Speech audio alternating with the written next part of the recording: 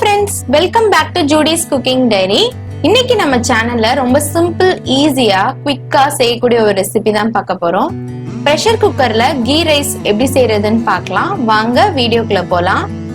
Pressure குக்கர்ல 4 table spoon அளவுக்கு நெய் சேர்த்துக்கோங்க. கீ ரைஸ்க்கு நல்லா தாராளமா நெய் சேர்த்துக்கணும். நெய் நல்லா உருகுனதுக்கு அப்புறம் ஒரு துண்டு பட்டை, 3 கிராம்பு, 1 ஏலக்காய், 1 நட்சத்திர சோம்பு சேர்த்துக்கிறேன். இதுக்கு பதிலா என்ன வாசனை பொருட்கள் இருக்கோ அதை சேர்த்துக்கலாம். நல்லா பொரிஞ்சதுக்கு அப்புறம் வெங்காயம் சேர்த்துக்கலாம். நான் இங்க 2 மீடியம் சைஸ் வெங்காயத்தை நீல வாக்குல கட் பண்ணி சேர்த்துக்கிறேன். வெங்காயம் ரொம்ப பெருசா இருந்துச்சுன்னா 1 வெங்காயம் போதும். வெங்காயம் நல்லா கண்ணாடி மாதிரி ஆகுற வரைக்கும் வதக்கிக்கோங்க.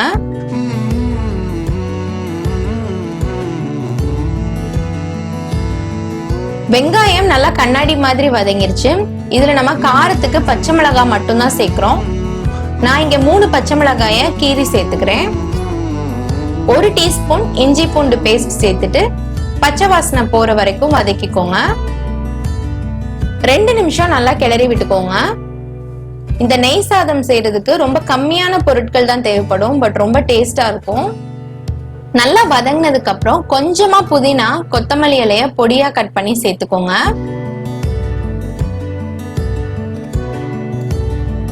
இதெல்லாம் சேர்க்கறதுனால நமக்கு பிரியாணி மாதிரி நல்ல ஃபிளேவர் கொடுக்கும்.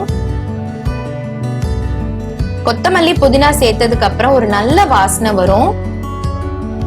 நல்லா கிளறி விட்டதுக்கு அப்புறம் தேவையான அளவு உப்பு சேர்த்துக்கோங்க.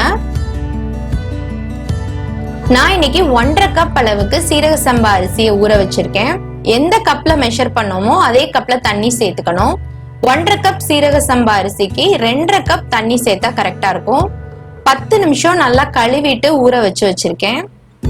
தண்ணி நல்லா கொதிச்சதுக்கு அப்புறம் தண்ணியை நல்லா வடிச்சிட்டு அரிசி சேர்த்துக்கோங்க. அரிசி உடையாம கிளறி விட்டுட்டு உப்பு காரம்லாம் கரெக்டா இருக்கான்னு பாத்துக்கோங்க. காரம் பத்தலைன்னா ஒரு பச்சை மிளகாய கீறி சேர்த்துக்கோங்க. நல்லா கொதிச்சதுக்கு அப்புறம் மூடி போட்டு ஒரு விசில் ஹை ஃப்ளேம்லயும் 5 நிமிஷம் சிம்ல வச்சு நல்லா பிரஷர் ரிலீஸ் ஆனதுக்கு அப்புறம் ஓபன் பண்ணி பாத்தீங்கன்னா குழையாம உதிரி உதிரியா நல்ல வாசனையான கீ ரைஸ் நமக்கு ரெடி ஆயிடுச்சு. பாருங்க, சாதம் நமக்கு சூப்பரா வெந்துருச்சு. இது கூட நல்ல காரசாரமான மட்டன் வறுவல், சிக்கன் வறுவல், இல்ல எந்த ஒரு வெஜிடேரியன் கிரேவியும் நமக்கு சூப்பரா இருக்கும். கண்டிப்பா உங்க வீட்டுல ட்ரை பண்ணி பாருங்க.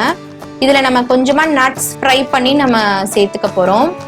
2 டேபிள் ஸ்பூன் அளவுக்கு நெய் சேர்த்துக்கோங்க. இதுல முந்திரி பருப்பு சேர்த்துட்டு நல்லா கோல்டன் ப்ரௌன் ஆகுற வரைக்கும் ஃப்ரை பண்ணிக்க போறேன். காஞ்ச திராட்சை இருந்துச்சுன்னா அது கூட சேர்த்துக்கலாம். பெரிய வெங்காயத்தை நீல நீளமா கட் பண்ணி அதையும் இதுல நல்லா கோல்டன் ப்ரௌன் ஆகிற வரைக்கும் ஃப்ரை பண்ணிட்டு அந்த சாதத்துல சேர்த்தீங்கன்னா நல்லா சூப்பர் டேஸ்டியான கீ ரைஸ் நமக்கு ரெடி ஆயிடுச்சு. இந்த வீடியோ உங்களுக்கு பிடிச்சிருக்கும்னு நினைக்கிறேன். பிடிச்சிருந்தா லைக் பண்ணுங்க. கீழே இருக்கிற red colour subscribe button press பண்ணிக்கோங்க.